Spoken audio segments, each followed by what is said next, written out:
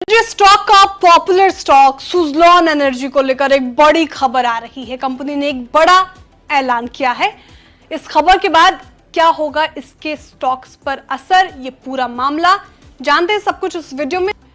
दरअसल सुज़लॉन एनर्जी ने शुक्रवार को एक मर्जर प्लान की घोषणा की है। कंपनी ने यह जानकारी दी कि सुज़लॉन ग्लोबल सर्विसेज, जो सुज़लॉन एनर्जी की सब्सिडियरी है, इसका मर्जर सुज़लॉन एनर्जी में किया जाएगा। इसके अलावा कंपनी की प्लानिंग है कि प्रोजेक्ट कारोबार को स्लम्प सेल बेसिस पर एक या उससे ज्यादा सब्सिडियरी को ट्रांसफर करे।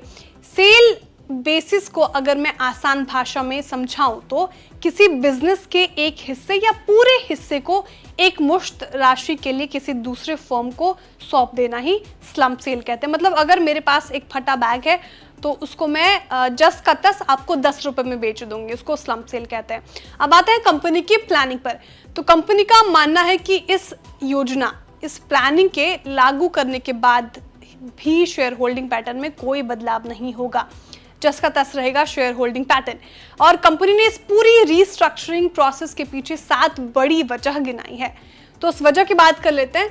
तो इस प्रोसेस के बाद कंपनी की फाइनेंशियल पोजीशन मजबूत होगी, ऐसा कंपनी का मानना है। दूसरा ये कि इंटर कंपनी आउटस्टैंडिंग खत्म हो जाएंगे, रिसोर्सेज का सही इस्तेमाल किया जाएगा, यूनिफाइड कॉन्ट्रैक्टिंग होगी, विंड टर्बाइन जनरेशन और ऑपरेशन एंड मेंटेनेंस कारोबार के एफिशिएंसी बेहतर हो सकेगी, ग्रुप का स्ट्रक्चर सिंपल होगा और इससे कंबाइंड रिसोर्सेज का फायदा मिल सकेगा।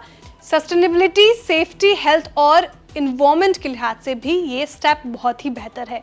इस पूरी प्लानिंग के लिए कंपनी कैपिटल को व्यवस्थित करने का काम करेगी। साथ ही सुज़लॉन एनर्जी अपनी मॉरिशस सब्सिडियरी का भी मर्जर करेगी।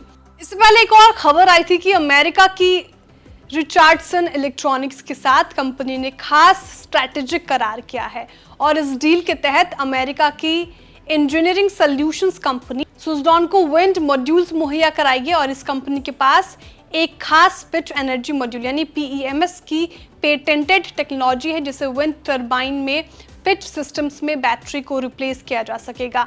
अब इन मॉड्यूल्स की रेंज जो है वो 150 वोल्ट से लेकर 500 वोल्ट DC तक रह सकती है। ब्रोकरेज फर्म आनंद राठी के मुताबिक सुज़लॉन ने फाइनेंशियल ईयर 2006 के बाद पहली बार फाइनेंशियल ईयर 2024 के पहले 9 महीनों में नेट कैश अर्जित की है और ब्रोकरेज ने विंड टर्बाइन निर्माता पर अपनी तेजी के रुख के पीछे कंपनी की OEM पोर्टफोलियो और न्यू प्रोडक्ट्स का हवाला दिया था। सुज़लॉन की परफॉर्मेंस की बात कर लेते हैं अब। तो शुक्रवार को ये लगभग 1% की गिरकर 41.45 के लेवल पर बंद हुआ। एक महीने में ये 3.25% तक टूटा है। 6 महीने में ये 15% से ज्यादा का इसने रिटर्न दिया है और इस साल में अब तक मात्र 8% का रिटर्न इसने अपने निवेशकों को दिया है।